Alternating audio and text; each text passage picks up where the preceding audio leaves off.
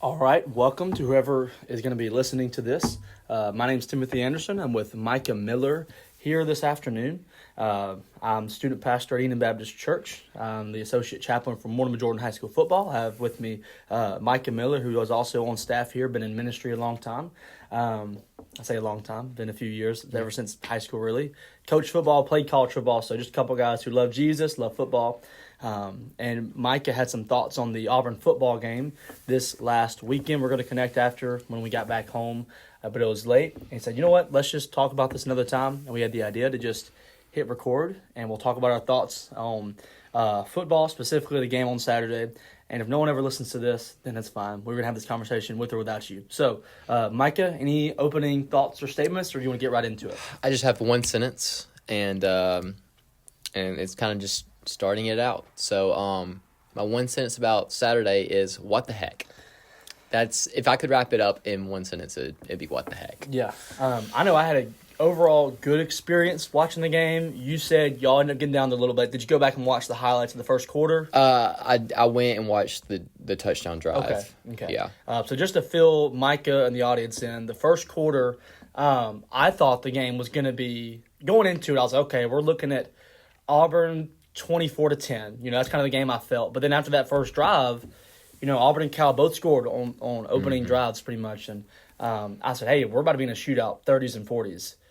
And then it was like 7-7, and then it was that kind of game. It was 21-14. So that's how the game started.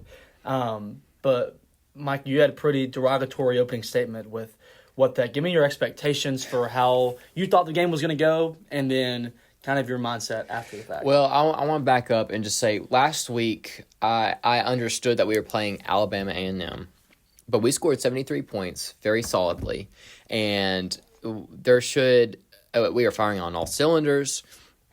And so what that said to me is, hey, regardless of who we're playing, we can execute. Yeah. And so going into Cal, we're a 10-point favorite. And so I'm thinking to myself, we have home field advantage. Last year, we played them at their place. Mm-hmm.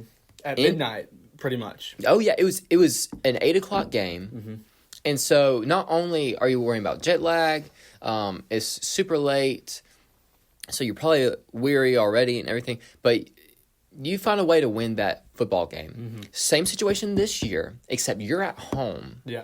You have way better athletes. You have a whole core of receivers. Mm-hmm. You have a good game plan. You have a quarterback who's been in the system for a whole year, whole offseason, and then you just go and drop the ball the exact same way you did last year, but worse. Yeah. Absolutely. That was I've seen a lot of really bad Auburn games in my time, but that is up there, top 10 for sure. I mean, I don't want to try and get over like how people tend to be like, that was the worst Auburn game I've ever seen. Maybe not. I've seen some pretty bad ones. At least we scored, but that was one of the worst performances. And we can go into detail about why that is the case here in a minute, but I want to kind of hear what you have on that. Yeah, I love the rankings of worst Auburn games because we've seen some rough ones. Probably the worst one I've ever been to in person because I was not. I'd agree. I wasn't at New Mexico State. I wasn't at Georgia State. I wasn't at any of the 2012 games. Now I'm coming off of a 3-game losing streak, but that was to Ole Miss, Alabama, and Georgia. Yeah, you weren't supposed to lose to Cal. I love watching a close game. I'd been following the close game if you found a way to win. 2 chances at the end, and Payton Thorne threw 2 of his worst interceptions because the first 2, I mean, they had a tip ball. That wasn't a great pass. He waited a while in the pocket, and the D lineman hit the other one. So you're looking at 2 interceptions that he just threw the game away at the end. But even statistically, should have been 5 interceptions with the PI in the end zone that didn't even affect the play. My goodness. That was the refs in the game didn't know what they were doing half the time, and I'll get into that in a little bit. But you know what conference they were from or no? I don't. Usually I've never seen them before though. Yeah, so I mean, if I had to guess, probably a Big 12 crew. Yeah, but I hate putting all the pressure on one person, but what I want to say is this is not the defense's fault. The defense played an excellent game. Sure, there were a couple of times where they let up wide open passes.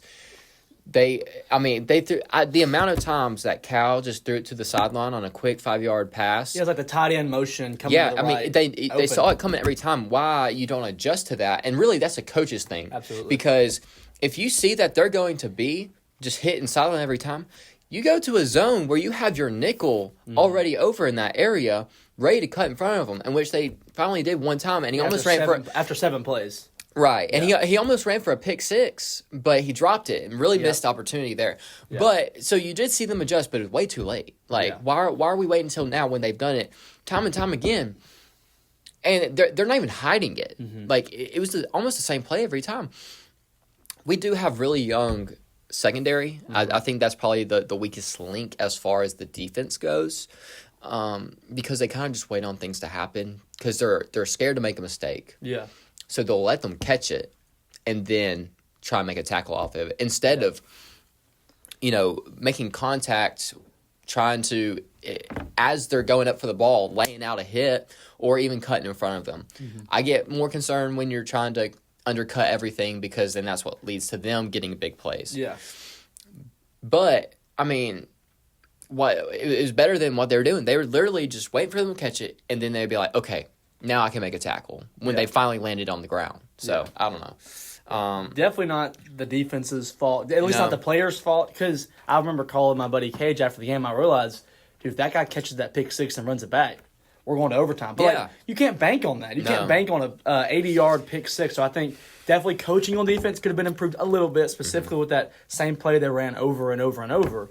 But I think as often as it does for wins and for losses, it comes back to the quarterback. Yeah. So I'd love to know your thoughts on Payton Thorne as a player last year, this year, and kind of I think this is the talk of the week for Auburn fans is where do you stand with him now? Because I think a lot of Auburn fans were defending him going into the season, and now those are few and far between. This is a really hard thing. I could really easily just dog on Payton Thorne and just go on a huge rant. But I like Payton Thorne as a person. He's a great guy. He's a great leader. He leads his team, and you could see that on the sideline. Mm-hmm. His teammates weren't, staying away from him or giving this. They were over there encouraging him after he'd thrown already, 2 or 3 picks at this point. They're still over there. Hey, man, we're in the game. Let's get back in this.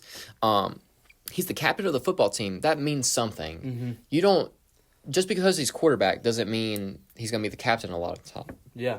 That is more natural, but we know just by those characteristics, Payton Thorne has good qualities. Mm-hmm. Here's the problem. He comes from a Big Ten background, which means that he's coming from Big Ten defenses with a huge O-line, and all he has to do is sit back in the pocket, wait for somebody to get open, and then throw it whenever he likes. Thing is, it doesn't matter. What's most frustrating about this is we were playing an ACC team, which was already in Pac-12 last year, which was already a weak link in the country. But you're playing an ACC team who's, quite frankly, going to be better, relatively. Anyways, I digress. You're not playing in a league anymore where it's you sit back in the pocket and just wait on everything. It is faster. Mm-hmm. It is more physical. Mm-hmm. And this is something that I, as a fan, have come to just understand. Payton Thorne will never be able to get over this problem that he has. Here's his problem. When he gets under pressure, he mentally reacts well, but he physically doesn't. And what I mean by that is he knows how to step up in the pocket, but then I say he mentally does. He knows what to do, but he doesn't do it. He does it halfway. So our right tackle was letting up their left defensive end was just killing all game because he was whooping them, and so that made Payton Thorne have to step up in the pocket. But every quarterback knows once you step up in the pocket, you got to throw now. Yeah. Yes. You have to throw now. And the thing is you can't if you're holding the ball for more than 3 to 5 seconds, something wrong is going to happen. Yeah. You're not playing Alabama A&M every week. Mm-hmm. And so I'll get on to the play calling here in a minute. But since he was holding on to, if you look back, I was watching Aaron Murray talk about this yesterday, is he was showing a concept of they were going deep, like they were pretty much every play, but you had a Lambert Smith cross in the middle of the field. Yep. If he gets out of his hand, when he's in between the hashes, it's a big gain because the safeties aren't going to be doing nothing because they're worried about Cam Coleman, whoever else is in the back. All he has to do is let go of the ball. Thing is he holds on it way too long, and what ends up is him getting hit and throwing an interception because he just waits to throw the football. The thing is this is not a physical thing he can practice. This is a mental issue. It's an instinct, and he doesn't have that instinct, which means he isn't going to be able to be successful in SEC football because you can't coach instinct. So I love what you said about the Big Ten schedule and competition. So in theory, like he's already maxed out what Payton Thorne is as a quarterback. Because we thought maybe it's because he had Keon Coleman, the receiver that transferred to Florida State. And I was like, okay, well maybe we have Cam Coleman. We've got these guys here who can be better receivers. And we saw at Alabama A&M. When you give him time, like he had in the Big Ten, he's able to execute. But those games are few and far between. My view on the situation, just quarterback-wise going forward, I love what Nick Saban did last year, where he benched Jalen Miller after the Texas game and let their backup play against South Florida, and the backup did not do a good job. And it kind of showed the fans, like, hey, Jalen's the best we got, so we're going to roll with it. So I think this week, if I'm Hugh Freeze, man, I let Hank Brown or Holden or maybe Walker White. I personally think Hank Brown, but just put a backup in there, play him. If he does well, let it ride out. But if he doesn't do well, then you show the fans Payton's not going to be an elite SEC quarterback, but he's the best we have on the roster this year. Yeah, I think that's the best way to play it. That's really hard as a coach when you have put all your trust in one person. Especially because he made him captain. Yeah, that's how would you bench your captain? And so that's why I agree. I think Hugh Freeze put himself in a little bit of a pickle there. Yeah. Because how do you send the person that's going to SEC media days, send him to the bench? Yeah. So I think he understands the pressure. Payton Thorne does. Yeah. He understands the pressure, the expectation of what it means to be Auburn's quarterback. He knows that. Yeah. And that's the problem. That's why he holds on to the football so long. It's because he's afraid to make a mistake, which leads to him making more mistakes. Hank Brown, he's just happy to be there. Yeah. And he's like, man, I'll sling it out. Yeah. Which, you got to be careful with that, though, because Jeremy Johnson felt the same way in 2014 when he finally got the starting position, when he was behind Nick Marshall. He stepped in, did a great job. So he felt really comfortable coming in 2014, feeling like he could do anything. Three interceptions against Louisville. Mm-hmm. So you got to be very cautious in that. But you got to be able to have the confidence to let go of a ball and say, hey, my receivers got this. Yeah. And give him a chance. Yeah. Some of them Payton didn't give a chance. And that's the thing is, like, a lot of these throws that he's making, you can't give him a chance when you're darting it at him because he has no time to adapt. Mm-hmm. If you put a little bit of air under it, it's got some time. Now, you can't really judge it off of that, per se, because a 5-yard hitch is a lot different than a 15-yard dig. Mm-hmm. But again, this is where I'll kind of get – we can talk more about Payton Thorne, but this is where I get into with the coaching. I think a lot of it's on Hugh Freeze in the fact that why we're not playing Alabama A&M this week. That was last week. This week we're playing a better defense with better athletes. You got to know how to adjust to that. Our running game was terrible because it wasn't creative enough. It was off right tackle every time. It didn't matter if it was Jarquez, Payton Thorne, Damari Alston, Jeremiah Cobb. It didn't matter who it was going to be the same side every time with no creativity, no misdirection. And then when you were throwing it, it was 10, 15-yard plus plays every single time, which would make Payton Thorne hold on to it longer. Mm-hmm.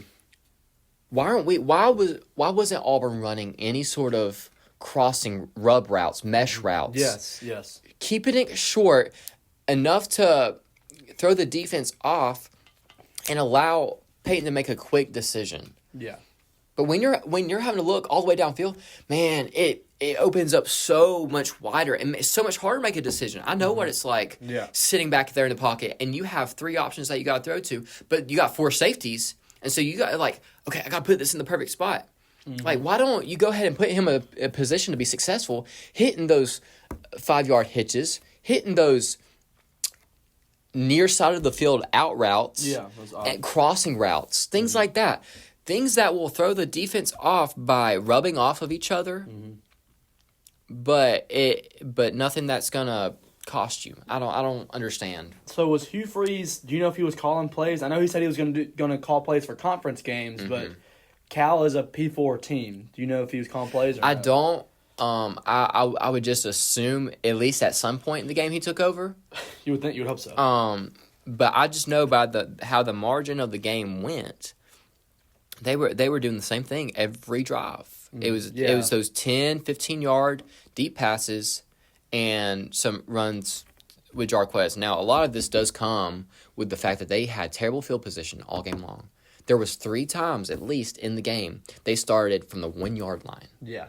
And that is hard for an offense to be able to get their backs off the wall right there. Yeah. So, but they did a couple times. I mean, but it's hard to go 99 yards, and that's credit to Cal and their special teams unit, and credit to them as a team for winning the game. Obviously, coming into an SEC stadium, credit to their defense. I know we were kind of bashing Pac-12 and Big Ten. Well, Cal's now ACC defenses, but that secondary is very improved. That secondary for Cal is, I think, an above-average secondary. Now, do I think Cal is a national championship contender?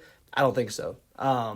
But at the same time, it's a very respectable opponent. So, with that being said, if you have any closing remarks on the game, I'd love to hear those. But going forward, give me a score prediction for New Mexico and a record projection just for the rest of the year, just kind of looking forward. Okay.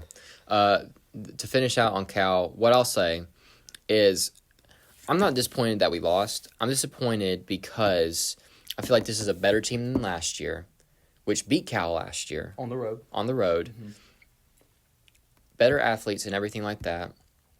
And we played one of the worst games in Jordan Hare we possibly could. And so if we were just straight up bad, I would be okay with it. I understand. But we're not bad. Yeah. And Auburn has proved that. But it does kind of ride on that quarterback situation of you have to have someone who's the captain of the team, not necessarily in the realm of being a captain, but the captain of a ship who is just taking the reins. Yeah. You got to have somebody who can do that and get you down the field. And that was something that I was bothered by with the Alabama A&M game is we had like 3 one-play drives. We did not drive the ball down. If you see most of our touchdowns, I think we had maybe 1 or 2 where we actually just drove the ball down. And it was first drive, maybe. Yeah. Which was the perfect drive, by the way. As far as for next week, this is tough because if we lose, and I hate that this is the case, but I think Hugh Freeze is on the hot seat. I think his seat's at least warm at that point. You can't lose to New Mexico State, New Mexico, and then obviously have lost to Cal in there. Well, not to mention that they lost them last year. Well, this is New Mexico. Oh, okay. Right. But you can't go in your first 2 years. Lose to both of the New Mexico teams. That's ridiculous. Yeah, and so it depends on who's starting quarterback. I would say because I don't think Payton is going to be able to really get over this. Interesting. And so I think if Payton's starting, I think we win by less than 10. I'll say less than 10. Wow. But if someone else is coming in there, I think we're a 14-point margin there. Do you want to guess the spread? I've got the spread pulled up right here.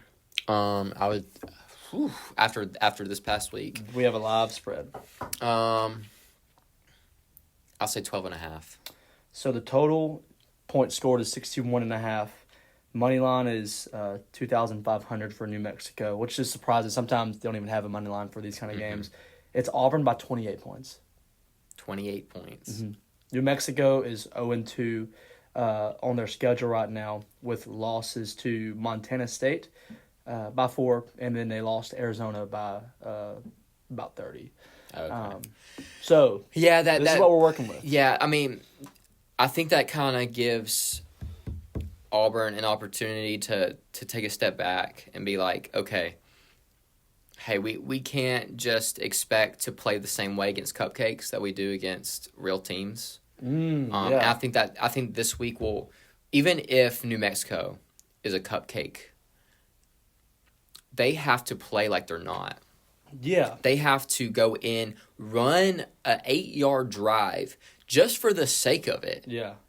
We know that you can throw down deep to Cam Coleman and Perry Thompson. We know you can do that. Yeah. But you got to prove that you can drive down and score consistently. You can execute 4 yards, 3 yards, just keep going down the field that way. And so I think I mistakenly thought we were playing New Mexico State again. Still, they're about the same. I mean, plug and play, in my opinion. So, as far as for the rest of the season, I think... I really want to see how we play. Arkansas is our first SEC game, right? Yeah, and I said the whole time this was going to be a sneaky game. I think Arkansas is going to be a huge contender in the SEC this year. Really? Some people might disagree with me on that, but I know they just lost to Oklahoma State Saturday. Mm-hmm. But I think they're going to be really competitive. Yeah. I would say if nothing changes, we'll be a 7-5 team. Yeah. If something does change, we'll be a 9-3 team. Wow.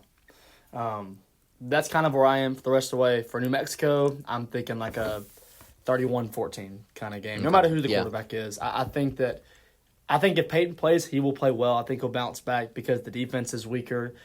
But, I mean, if Hugh Freeze wants to put a statement like Saban did last year, put Hank Brown in, let him struggle, even call some plays that forces him to struggle just so the fans will shut up about it. Yeah. And we can know that we've got our best quarterback in there.